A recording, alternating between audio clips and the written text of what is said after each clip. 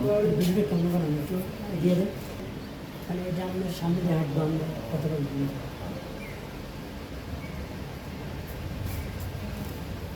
আমি সরাসরি। হ্যালো প্রিয় দর্শক, দেশে বা বিদেশে, কাছে বা দূরে যে যেখান থেকে আমার ভিডিওটি দেখছেন বা দেখবেন, সবাইকে আমার সালাম, আসসালামু আলাইকুম। আসলে আজকে আমি এখানে আসছিলাম ঘুরতে ঘুরতে, এখানে একটা মসজিদ নামাজ পড়তে ঢুকছিলাম। তো নামাজ পড়তে ঢুকার সময় দেখি যে প্রিয় দর্শক, এই যে একটা লেখা দেখি, এই যে লেখাটা দেখেন, একটু ভিডিও ভালো করে ধরো, যে মানুষের হক আত্মসাৎ করে সেজদায় গিয়ে জান্নাত খোঁজা ছেড়ে দিন, কারণ মানুষের হক আল্লাহ মাফ করেন না।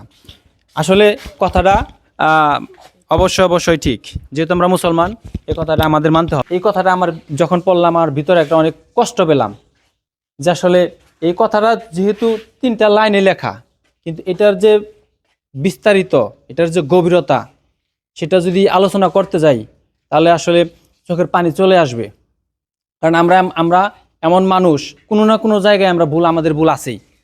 আমাদের চলার পথে, বলার পথে, আচার ব্যবহারের পথে, লেনদেনের পথে, কেনাকাটার পথে, যে কোনো জায়গায়, কোনো না কোনো জায়গায় আমাদের একটা গ্যাপ আছে, আমরা জানি না, আসলে সেটা আমাদের মনে পড়ে না। এই মসজিদের যে ইমাম সাহেব, ওনার সাথে আমি একটু এই ব্যাপারে আলোচনা করব, দেখি উনি দর্শকদের উদ্দেশ্যে কি বলেন। আসসালামু আলাইকুম হুজুর। ওয়ালাইকুম আসসালাম। তো এই যে লেখাটা আমি পড়লাম, আপনি দেখলেন, এবং প্রিয় দর্শকও এই লেখাটা স্পষ্টভাবে দেখলো। তো আমাদের এই প্রিয় দর্শক বা আমরা যারা আছি, এই যারা ভিডিওটা দেখবেন বা দেখছেন, বা যারা, সবার জন্য নিয়ম তো একই, তাই না? আখিরাতের কোরআনের নিয়ম বিধান তো একই। সেখানে যে অনেকেই অনেক কিছু কিন্তু এই সম্পর্কে কিন্তু অনেকেই জানে না। তা আপনি যদি একটু মানে এটার একটু বিস্তারিত একটু বলতেন, তাহলে আমার মনে হয় আমরা যারা জানি না, হ্যাঁ, আমাদের জন্য অনেক বেশি একটা বিশাল একটা উপকার হইতো আর কি, পরকালের জন্য। যেখানে লেখছে হলো হকের ব্যাপারে, তো হক মূলত 2 প্রকার, যে একটা হলো বান্দার হক আর একটা আল্লাহ তাআলার হক। আল্লাহর হক বলতে আমরা কি বুঝি? আমরা আল্লাহর হক বলতে বুঝি যে এটা আল্লাহর পক্ষ থেকে আমাদেরকে নির্দেশনা দেওয়া হয়েছে ইবাদতের ব্যাপারে, সেটাই আল্লাহ তাআলার হক। অর্থাৎ নামাজ পড়া, রোজা রাখা, অর্থাৎ ফরজ বিধানগুলি আমি যদি এটা আদায় না করি, দেখা গেছে এক ব্যক্তি এটা আদায় অনেক দিন যাবত করে নাই, তো হঠাৎ করে তার মনে পড়লো যে আমার তো এখন ভালো হওয়া দরকার, তাই সে তওবা করে ফিরে আসলো। আল্লাহ চাইলে তার সমস্ত গুনাহ কি করতে পারে? মাফও করে দিতে পারে।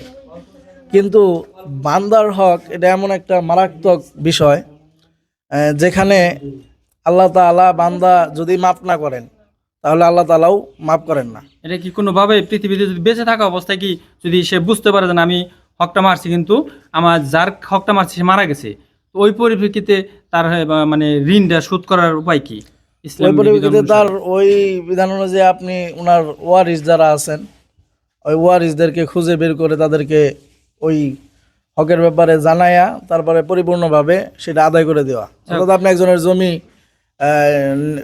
করলেন, আত্মসাৎ করলেন। যাই হোক, আমি যেটা বুঝতে পারলাম প্রিয় দর্শক, যে যদি দুনিয়াতে সে বেঁচে থাকে, যার মারছেন তিনি মারা গেল, তার আত্মীয় স্বজন যারা আছে, তার উত্তর সে আছে, তাদেরকে আপনি যদি পরিশোধ করেন, হ্যাঁ, তাহলে মোটামুটি হাদিস মনে হয় পরিশোধ হয়ে যায়, আদায় হয়ে যায়। যাই হোক, আমি হুজুর আরেকটা প্রশ্ন আপনার কাছে, যে আমি মেরে খেলাম, যার হক মেরে গেলাম, দুজন মারা গেলাম, আখিরাতে বিচারের সময় ধরেন এমন একটা আমরা জানি যে অনেকের কিছু সওয়াবের জন্য তিনি বেহেশতে যেতে পারবেন না, যে আমার তো হক উনি মেরে রেখেছে, তো ওর কাছ থেকে আমি সওয়াব নিব, ওইভাবে কি ঋণ শোধ করা যায়? হ্যাঁ, আখিরাতে যদি আপনি হক যে মেরে খাইলো, যার হকটা মেরে খেলো, দুজনে যদি দুনিয়া থেকে বিদায় হয়ে গেছে, এবং যার পক্ষ থেকে হকটা মাইরে খাওয়া হয়েছে তার আত্মীয় স্বজন এই হকটা আদায় করে নাই, অর্থাৎ তাহলে সেই ঋণটা থাকেই গেল।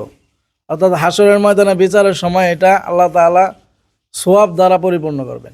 অর্থাৎ যদি ওই যে ব্যক্তিটা মানুষের হকটা মাইরে খাইছে, তার যদি কোনো নেক আমল থাকে, তাহলে ওই নেক আমলের পরিবর্তে এই যে সওয়াবগুলো হয়েছে, এই সওয়াব দ্বারা তার এই ঋণটা আল্লাহ তাআলা আদায় করে দেবেন।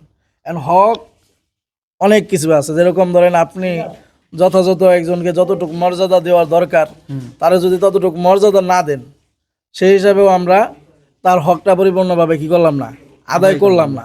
অর্থাৎ আল্লাহ রাসূল বলছেন যে লা ইয়ারহামুল্লাহু মান লা ইয়ারহামুন নাস, অর্থাৎ যে ব্যক্তি আল্লাহ তাআলা ওই ব্যক্তির উপর রহম করেন না যে ব্যক্তি মানুষের উপর কি করেন না, রহম করেন না। তাহলে মানুষ এখন আল্লাহ রাসূল আরো বলতেছেন যে আল মুসলিমু মান সালিমাল মুসলিমুনা মিন লিসানিহি ওয়া ইয়াদিহি, অর্থাৎ মুসলমান, প্রকৃত মুসলমান ওই ব্যক্তি যার হাত এবং জবানের দ্বারা, মুখের দ্বারা অপর মুসলমান নিরাপদে থাকে। আমরা হাতের দ্বারা আর জবানের দ্বারাই মানুষকে বেশি কষ্ট দেই। এই যে মানুষের কষ্ট দেওয়াটাও একটা মানুষের হক নষ্ট করা। অন্যায়ভাবে আপনি কাউকে গালি দিতে পারবেন না, আর মানুষকে গালি দেওয়া। যাক, আমি হুজুর আপনার কথা বুঝতে পারছি।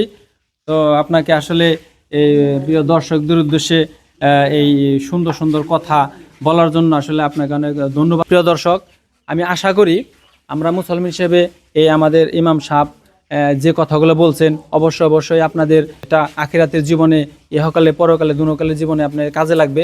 তো যাই হোক, যারা এখন অন্যের হক মেরে খাইছেন বা অন্যায় করছেন, গালিগালাজ করছেন, মানুষকে কষ্ট দিচ্ছেন, হ্যাঁ, যদি আপনাদের মনে থাকে তাহলে অবশ্যই লজ্জা ভেঙে হলেও আপনারা তার কাছে ক্ষমা চেয়ে নেবেন। তার কাছ থেকে দুনিয়া বেঁচে থাকাকালীনই ঋণ পরিশোধ করে যাবেন। কারণ হচ্ছে আপনি মারা যাওয়ার পর আপনাদের ছেলে মেয়ে সেই ঋণ পরিশোধ করবে কিনা সেটা আপনি জানবেন না, ঠিক আছে? তাহলে আপনার স্মরণ শক্তি থাকাকালীন আমরা যারাই ঋণগ্রস্ত আছি অবশ্যই আমরা ঋণ পরিশোধ করার চেষ্টা করব।